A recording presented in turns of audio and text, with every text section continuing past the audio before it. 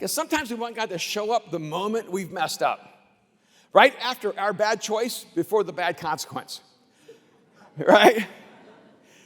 God, I just need you to show up right now because I really messed up. And if you don't show up right now, my life is going to get worse. But he lets 2 days go by, 3 days, 4 days, and your life's a mess. And now you're mad at God.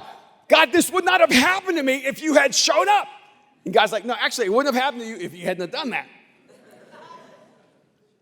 Yeah, but I did it, and then I called out to you, and I was sincere because I really needed help.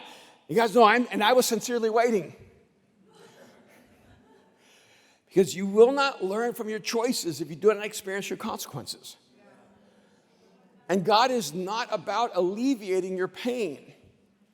God is about transforming your character. And so he waits.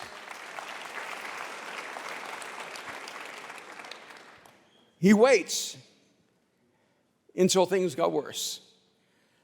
And sometimes we want God to alleviate the difficulty of life, and yet we want to become strong enough to deal with all the difficulties of life. How will you ever get stronger if God's always bailing you out? How will you ever develop resilience, determination, integrity, character, if God is always trying to make life easier for you?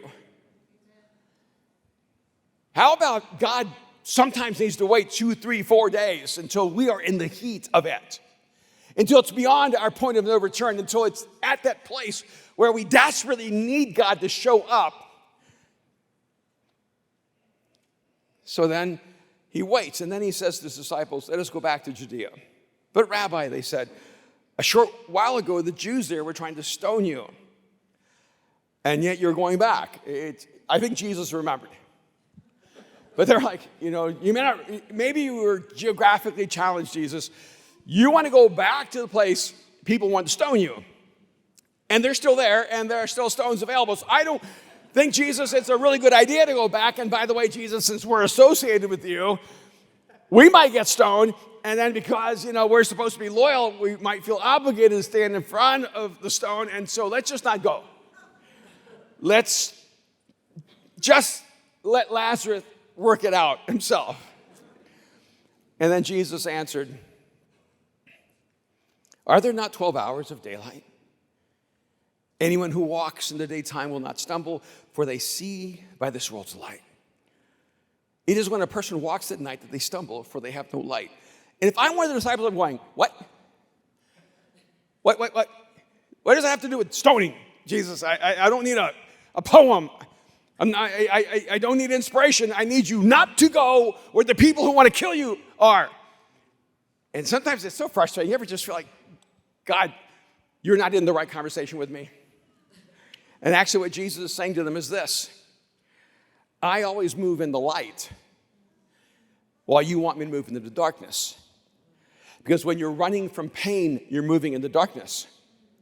But when you're moving with intention, you're moving toward the light. And so Jesus is actually saying to them, you want me to avoid that place because that's a place of pain for you. And you're just running from pain, but I do not run from pain because I have a higher calling on my life. And in fact, the very place that you're afraid to go because it's a point of pain is the very place where you're going to find you're going to be fully alive. But in all of this, John wants us to know the story of God in your life is a love story. And you might sometimes forget that because you don't know that you're worthy of love. Or you stop believing that you're worthy of love. Or you might start believing that God is not worthy of love because he didn't show up the way you want him to show up. But he wants us to understand that this life of love is worth the risk. So after he had said this in verse 11, he went on to tell them, our friend Lazarus has fallen asleep, but I am going to wake him up.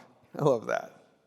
His disciples replied, well, Lord, if he's sleeping, he will get better. It's like, we don't need to go if he's asleep.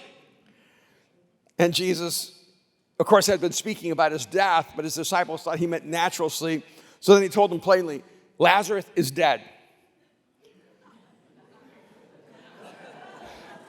And for your sake, I am glad I was not there, that you may believe. Let's go to him.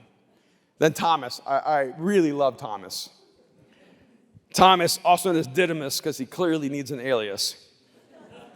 He says to the rest of the disciples, well, let us also go that we may die with him. I just love that kind of optimism, right? You know what's going to happen? He's going to die. We're going to die. He's stubborn, hard-headed. He refuses to listen.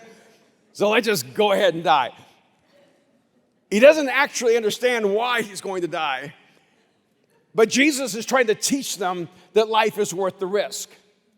That if you're running from all the hate, and you're running from all the criticism, and you're running from all the danger, and you're running from all the crisis, and you're running from all the conflict, and you're running from all the pain, and you're running from all the wounds, you'll spend your entire life running away from life. I think some of us are like Thomas, so I don't know really what to do, Jesus, because I believe in you, but you keep insisting on taking me places I don't want to go. So we might just go because we're just going to die with him. It doesn't even occur to him, we might as well go because we're going to live with him. What you'll find in life is that life and love are both a risk. And you will never experience life without love. And you'll never experience love without being alive. And they both are the greatest risk you will ever take. And Jesus is trying to teach them that the story of God that he wants to call you into is a story that has life calling you, but love fueling you.